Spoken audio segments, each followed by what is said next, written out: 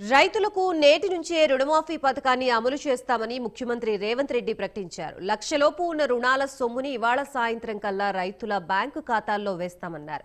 భూమికి సంబంధించిన పట్టాదారు పాస్ పుస్తకంపై రుణం ఉన్న ప్రతి రైతు కుటుంబానికి 2 లక్షల రుణమాఫీ పథకం వర్తిస్తుందని తెలిపారు. కేవలం కుటుంబాన్ని నిర్ధారించేందుకు మాత్రమే రేషన్ కార్డుని పరిగణలోకి తీసుకుంటామని, రేషన్ కార్డులు లేనంత మాత్రాన ఆ రైతులకి అన్యాయం జరగనివ్వబోమని ప్రభుత్వం స్పష్టం చేసింది.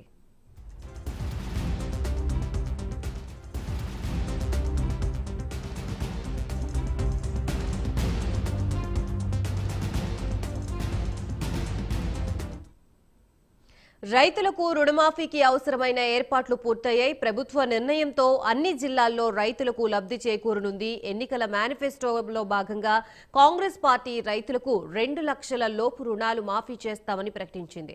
ఇందులో భాగంగా అర్హత గల రైతులకు 1 లక్ష వరకు ప్రభుత్వం బ్యాంకుల్లో నగదు జమ చేయనుంది. ఈ నెలాఖరులోగా మరో 50,000 జమ చేయనున్నారు. ఆగస్టులోగా 2 లక్షల రూపాయలు పూర్తి స్థాయిలో మాఫీ చేసేందుకు ప్రభుత్వం చర్యలు తీసుకుంటోంది.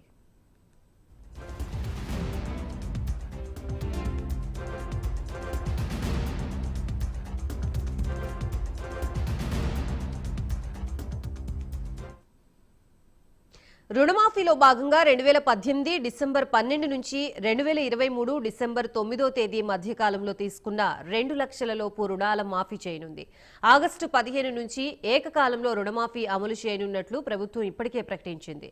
ఇందుకు సంబంధించిన మార్గదర్శకాలను కూడా విడుదల చేసింది. రుణాలు తీసుకున్న రైతుల సమాచారం బ్యాంకర్లు ఇప్పటికే ప్రభుత్వానికి అందజేశారు.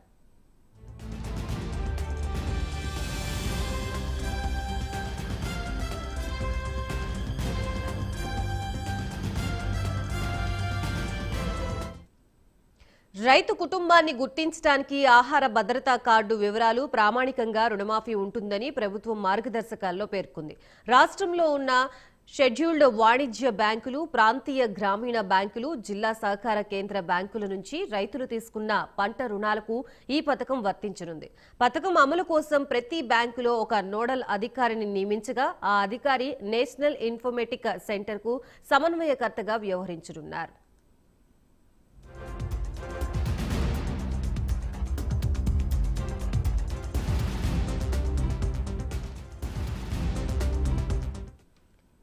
డిసెంబర్ 12, 2023 నాటికి రైతుకు ఉన్న రుణం లేక 2 లక్షల వరకు ఏది తక్కువైతే దాన్ని పొందేందుకు రైతులు అర్హులు. అలాగే 2 లక్షలు మించిన రుణం ఉన్న రైతులు ఆ పైన ఉన్న రుణాన్ని మొదట చెల్లించాల్సి ఉంటుందనే నిబంధన ఉండగా ఆ తర్వాతనే రుణమాఫీ పొందే వెసులుబాటు కల్పించింది. ఒకవేళ 2 లక్షల కంటే ఎక్కువ రుణం పక్షంలో కుటుంబంలో మహిళల పేరిట ఉన్న రుణాన్ని మొదట మాఫీ చేయనున్నారు. అనంతరం పురుషుల రుణమాఫీ చేస్తారు.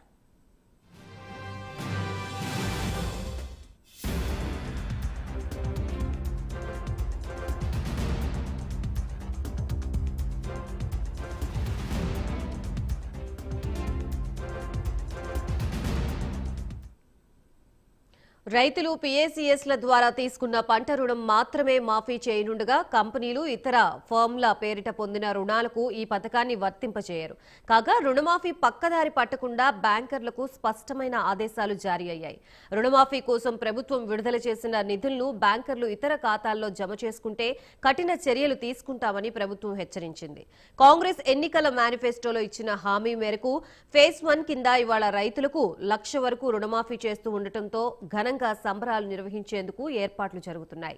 ఇవాళ సాయంత్రంలోపు బ్యాంకుల్లో రుణమాఫీ నగదు జమ చేయగానే మంత్రులు, ఎమ్మెల్సీలు, ఎమ్మెల్యేలు లబ్ధిదారులతో కలిసి సంబరాల్లో పాల్గొనున్నారు. ఈ ప్రభుత్వం ఆడబిడ్డలకు ఆర్టీసీ బస్సు ఉచితంగా ఇచ్చింది. ఈ ప్రభుత్వం 500 రూపాయలకే సిలిండర్ ఇచ్చింది. ఈ ప్రభుత్వం ఇందిరమ్మ ఇండ్లు ఇచ్చింది. ఈ ప్రభుత్వం రాజీవ్ అమలు చేసి ఈ రోజు 10 లక్షల రూపాయలు పేదోళ్లకు అందుబాటులోకి. ఈ ప్రభుత్వం 15 ఆగస్టు లోపల 2 లక్షల రూపాయల రైతు రుణమాఫీ చేస్తా అని చెప్పింది. చేసి తీర్థమని మా మంత్రివర్గం నిర్ణయం తీసుకున్నది. ఇన్ని మంచి పనులు చేసి ఈ ప్రభుత్వం 30,000 ఉద్యోగాలు ఇచ్చింది. ఇంకా గ్రూప్ 1, గ్రూప్ 2, గ్రూప్ 3 డిఎస్సి నోటిఫికేషన్లు ఇచ్చి పరీక్షలు పూర్తి చేసి ఈ సంవత్సరం ఆఖరి లోపల నిరుద్యోగ యువకులకు ఉద్యోగాలు ఇవ్వాలని కంకణం కట్టుకొని బయలుదేరి